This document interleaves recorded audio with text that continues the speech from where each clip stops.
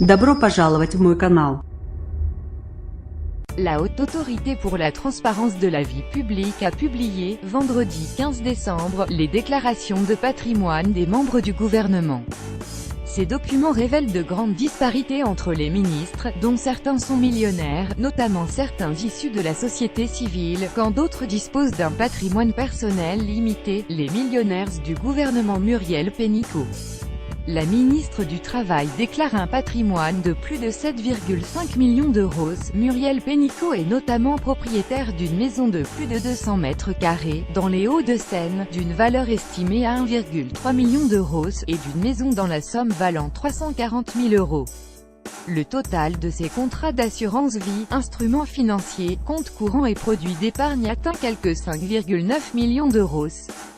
La HATVP avait déjà révélé en juillet que Muriel Pénicaud avait perçu au total 4,74 millions d'euros nets de 2012 à 2014, alors qu'elle était directrice des ressources humaines chez Danone.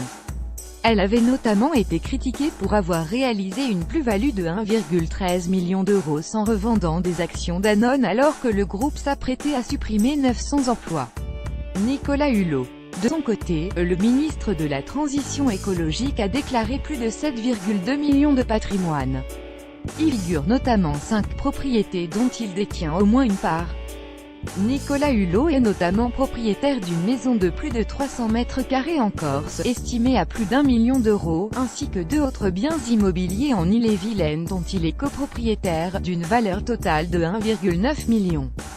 À cela s'ajoute sa société Éole, qui encaisse ses droits d'auteur et les royalties des produits dérivés Ushuaïa et dont la valeur est estimée à 3,1 millions d'euros, tandis que le total de ses contrats d'assurance vie, instruments financiers, comptes courants et produits d'épargne atteint environ 1,17 million d'euros.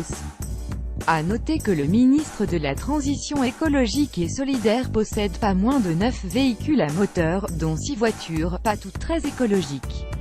Françoise Nyssen, la ministre de la Culture et ancienne patronne des éditions Actes Sud, déclare pour plus de 600 000 euros de biens immobiliers et 4 millions d'euros pour sa société arlésienne.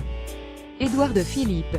Plus modeste, le Premier ministre possède tout de même un patrimoine estimé à un peu plus de 1,7 million d'euros, dont un appartement parisien 1,25 million d'euros, un appartement en Seine-Maritime dont il est copropriétaire 400 000 euros et des valeurs mobilières d'environ 56 000 euros.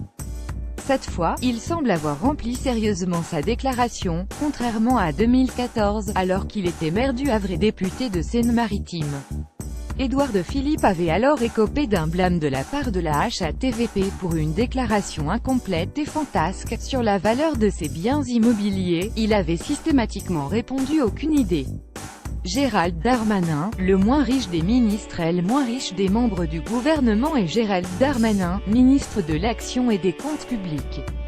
Âgé de 35 ans, il dispose d'un patrimoine de moins de 50 000 euros, dont un terrain non constructible dans le Nord évalué à 30 000 euros. Dans le détail, il est aussi titulaire d'une assurance vie de 1 592 euros, et dispose de 8 477 euros à la Banque Postale. Il est enfin propriétaire d'une Citroën, achetée d'occasion, évaluée à 8 200 euros. Le patrimoine moyen des ménages français est estimé à 158 000 euros bruts, selon l'INSEE. Ceux qui avaient sous-estimé leur patrimoine un tiers des déclarations de situation patrimoniale des membres du gouvernement ont donné lieu à des échanges entre la Haute Autorité et les ministres. En cause, des demandes de précision, de rectification, portant sur des éléments manquants, incomplets ou erronés, selon la Haute Autorité. 3 situations ont retenu l'attention de la HATVP. Nathalie Loiseau, la ministre chargée des Affaires européennes a dû rehausser de 400 000 euros la valeur de son appartement de 190 mètres carrés à Paris à 2 millions d'euros. Nicole Belloubet. La garde des Sceaux a dû ajouter à un patrimoine immobilier déjà conséquent ses parts dans 2 appartements à Paris et une maison dans l'Aveyron, pour une valeur vénale supplémentaire de 336 000 euros, environ 1 million d'euros au total.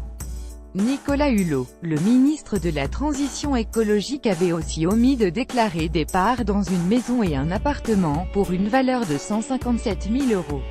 À lire aussi Gouvernement d'Édouard Philippe. Moralisation de la vie politique.